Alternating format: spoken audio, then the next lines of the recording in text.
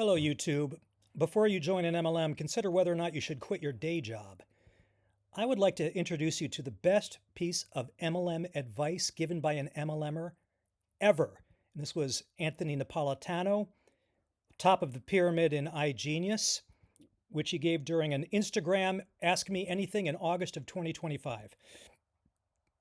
A listener asked, and this is, I'm quoting verbatim, while being in network marketing, when would you say one should leave their 9 to 5?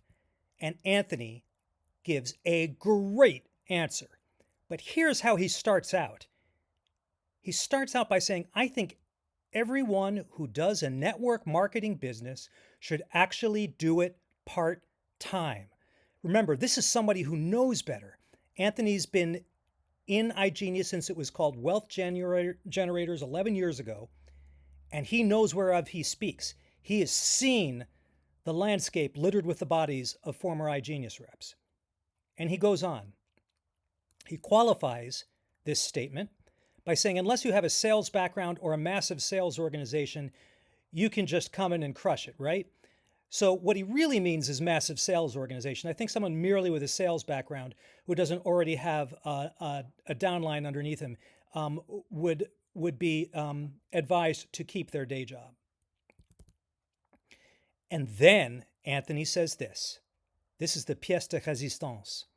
I think you have to at least double your current income before someone goes full-time. Let's highlight this. I think you have to at least double your current income before someone goes full-time. Now, we're going to make some assumptions to analyze what Anthony has said. One of the assumptions is that he meant, when he said double, he meant you're earning your full-time income in your 9 to 5 and you earn the same amount in commissions in your MLM. That's what he means by double. I'm going to assume that he means gross annual commissions. That is, gross annual equals gross annual 9 to 5 salary. Let's make this exercise as easy as possible so that Anthony can make a plausible, I don't want to stack the cards against him. I want to stack the cards in Anthony's favor.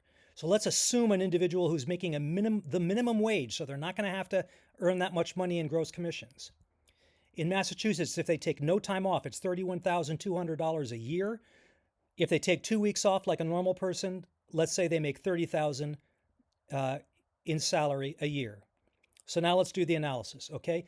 I'd like to see how much money you'd have to make in iGenius commissions before you can quit your day job. But unfortunately, iGenius does not publish an income disclosure statement. However, Ant has said in the past that 93% of distributors never earn $600 in commission.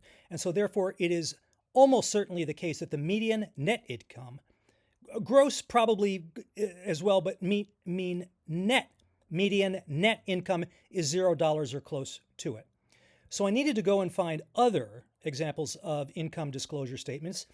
And I went for 2024 income disclosure statements, and I took the first 3 that appeared in a Google search so as not to be biased. The first one that came up was Monate Global, USA. And I'm going to cone in on a segment of that chart I just showed you, somewhere between Associate Market Mentor and Market Mentor.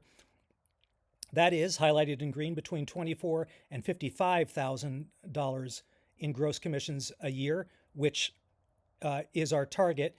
You are somewhere between 0.29 and 0.16% of all distributors in Monate Global. So next on the list was Bravenly Global, and here is their 2024 income disclosure statement. Their income is expressed as monthly income, so that's $2,500 a month for our minimum wage employee.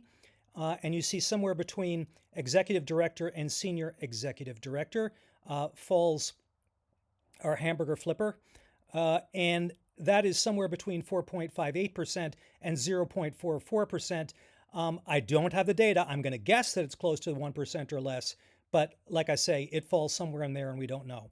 And then actually next on the list, I have to be fair, is LuLaRoe, which is still an MLM, sorta. But because they got in so much trouble with the powers that be. Look at their income disclosure statement now.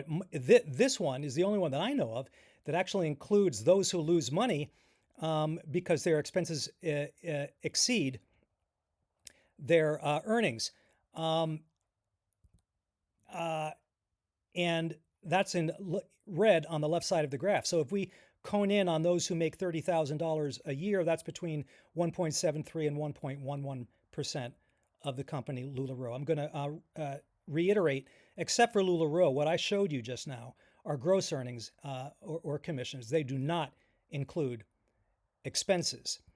Another thing that I want you to keep in mind is that in the month before you quit your 9-to-5 minimum wage job, you're going to be earning around $60,000 a year on an annual pace. So this is going to raise some questions in our analysis. How likely is it that you will be able to achieve 1% status while you are working a full-time job? Most honest opportunity call leaders will tell you that you need to work the quote-unquote business full-time, not part-time, full-time, if you're going to reach the 1%. And then a question that I'm going to ask until I am blue in the face, because no one's asking it: who has been paying for health insurance this whole time? Very few minimum wage jobs pay it. No MLMs pay it. So you have got a problem from the jump. So what is Ant actually saying here? He's saying, I believe, three things. One, you should have a job before you start an MLM.